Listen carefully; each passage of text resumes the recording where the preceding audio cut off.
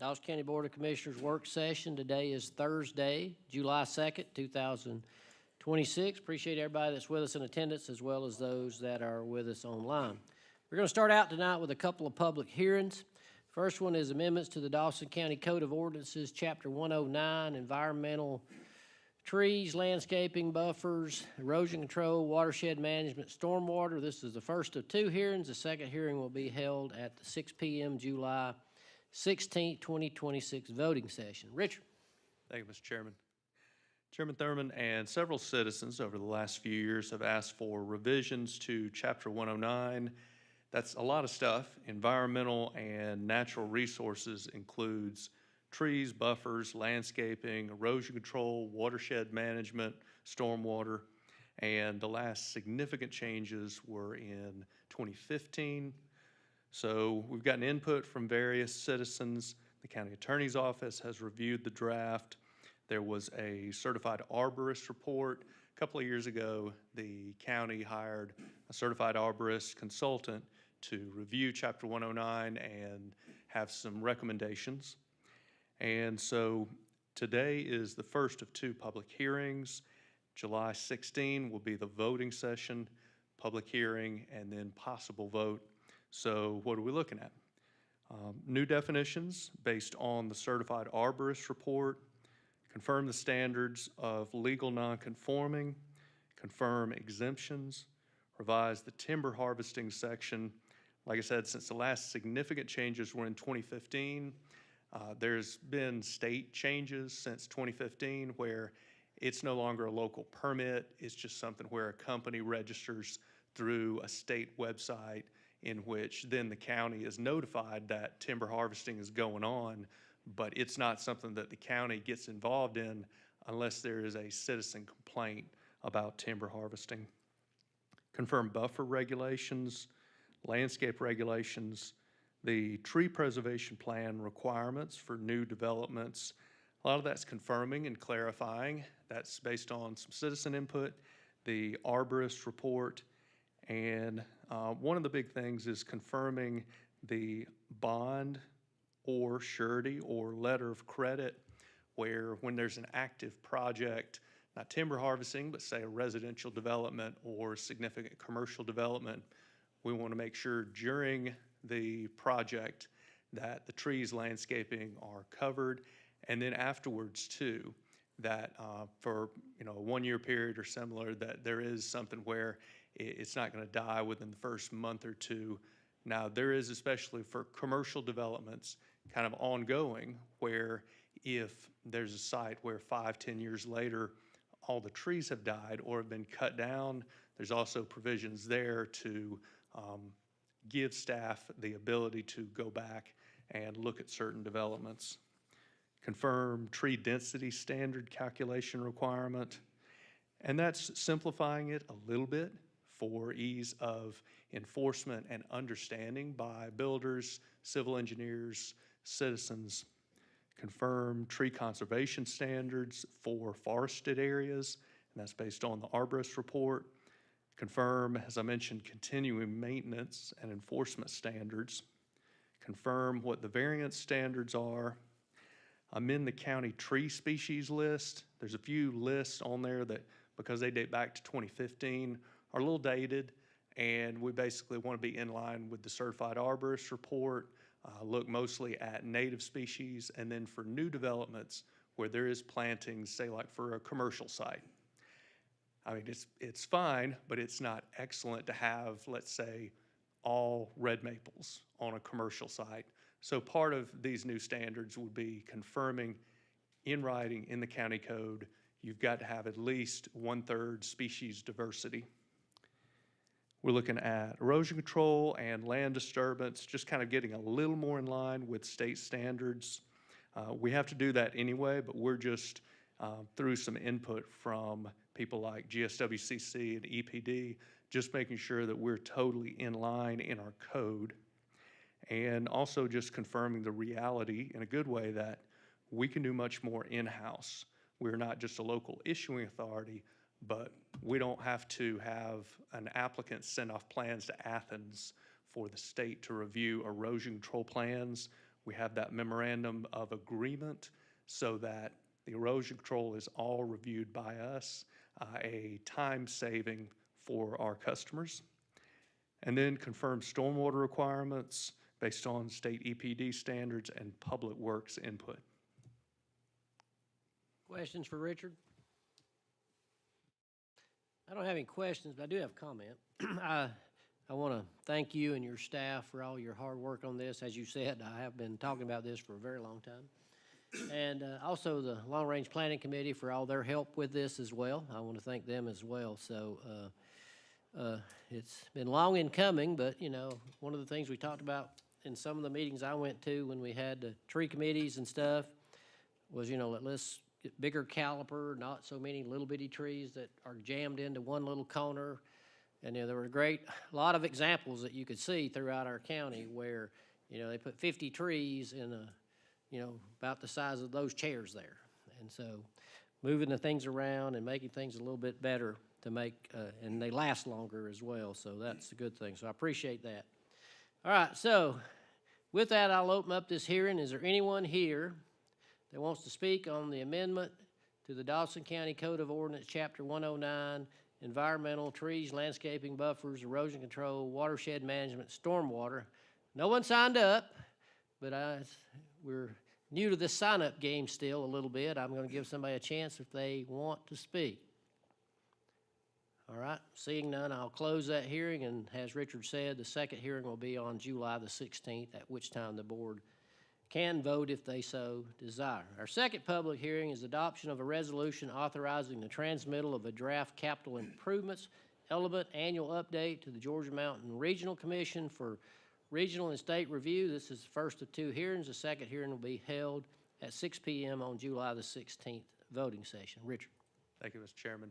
So this is a state-required check in the box by the county government, and any city or county that has impact fees once a year has to do reporting.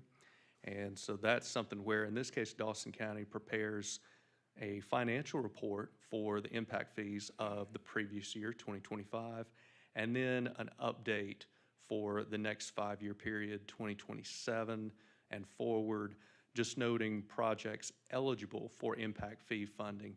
It doesn't note that all of them will be or have to be done.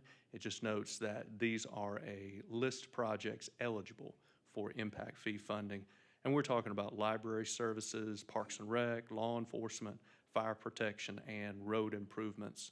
So I got some great input from the finance department. I really appreciate their time on that report, and then sought out all departments that are applicable to make sure that that list is in line for 2027 forward.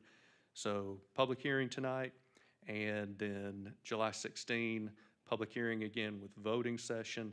And this is all state required, where even the process has a certain method of, we have to have these meetings just to transmit it to the state. And then once the state comes back with edits or no edits, and they tell me that thumbs up, it's okay, then I'll come back before the board to officially approve it. Questions for Richard? Thank you, sir. All right, so at this time, I'll open up this hearing for the adoption of the resolution authorizing the transmittal of draft capital improvements element annual update to the Georgia Mountain Regionals Commission for regional and state review. Again, no one signed up for this particular public hearing, but I will ask, is there anyone who wishes to speak? Seeing none, I'll close that hearing. The second hearing will be on July the 16th. We'll move on into the new business. First up, we have presentation of request to appoint a 5 or 7 member Citizens Advisory Committee to study a community health property maintenance ordinance. Richard. Thank you, Mr. Chairman. In approximately late 2022, the chapters 44 and 46, including property maintenance, were adopted. And then in 2023, the board approved a moratorium for these two items. For the most part, there's a little bit of solid waste that we can enforce, but for the most part, chapters 44 and 46 of the County Code of Ordinances have been on hold. And at this time, there's a request that the board appoint a Citizens Advisory Committee of either 5 or 7 members. They would meet monthly, starting around the beginning of August. And the purpose would be to provide input to staff to create a draft combined chapter 44 and 46, community health or a similar title. And we've already got a good base foundation. The county attorney's office in 2024 prepared a draft. And so that's going to be kind of the starting point. And then we'll also look back at what the existing 44 and 46 is. But we really want to get input from citizens. These will be public meetings, but not public hearings. It'll be public meetings of the committee, and the committee members will speak, staff will take that input, and then because it will be public meetings, anybody can sit in the audience, but we will ask that there will be time later, let's say potentially around January or February, whenever the Board of Commissioners formally takes it up, we will have at least 2 public hearings, and that will be the time for official public comment for or against any potential changes, but the draft changes have not been made yet. This committee would help draft these changes. And so what we're looking at is just discussion today, and then, and this is not a public hearing, this is just public meeting, discussion today, July 12th, vote, July 16, vote, and what we're looking at is a committee of 5 or 7 members. We've got 13 applicants. They are from all around the county. Some have lived here or have owned property for a few years, some 30 years or their entire life. So we've got a good mix of 13 applicants, and I defer to the BOC for whatever choice. Okay, thank you, Richard.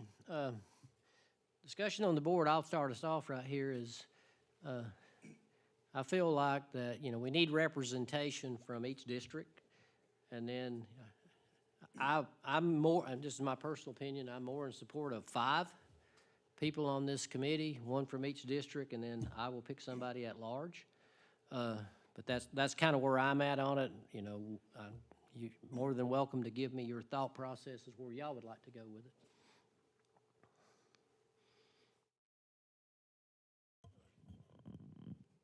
I was just going to say I would concur with just a 5 board member. I think it's easier for us to make that decision, 1 from each district, and then let you pick an at-large. I feel like that's the fairest option on the table. Anyone else in the discussion? And we've got the list of applicants, and Yeah. the staff has already made sure that they either live in that district or own property in that district, and I think that should be the caveat. They either live there or own property in that district. You good? I'm good with that? All right, and I know Joey and Richard will guide them along. Once we get a committee put together, they'll guide them along and also use legal to make sure they understand the law portion of it in reference to trying to draft something that we can take a look at. So once again, thank you, Joey. Thank you, Richard, for working on that and getting us a list. And looking at it, everybody has a few choices except for maybe my man on the end down there. I don't think he has but 1. But that's okay. That's okay. All right, thank y'all. All right, county manager report, Joey. No report tonight, Mr. Chairman, other than wish everybody a happy 4th of July. So, and we're closed tomorrow, right? Yes, sir. Okay, all right. County attorney report, Ms. Davis. Yes, sir, no public report, but an executive session, since we have the time, would be useful for litigation personnel. Okay, No, Leanne. all right, so I'll entertain a motion to go in executive session for potential litigation and personnel. Make a motion to go into executive session for litigation and personnel. Second. Motion by Commissioner Bruce, seconded by Commissioner Turkett. Discussion. Hearing none, please vote. And you have gone dark. There you go.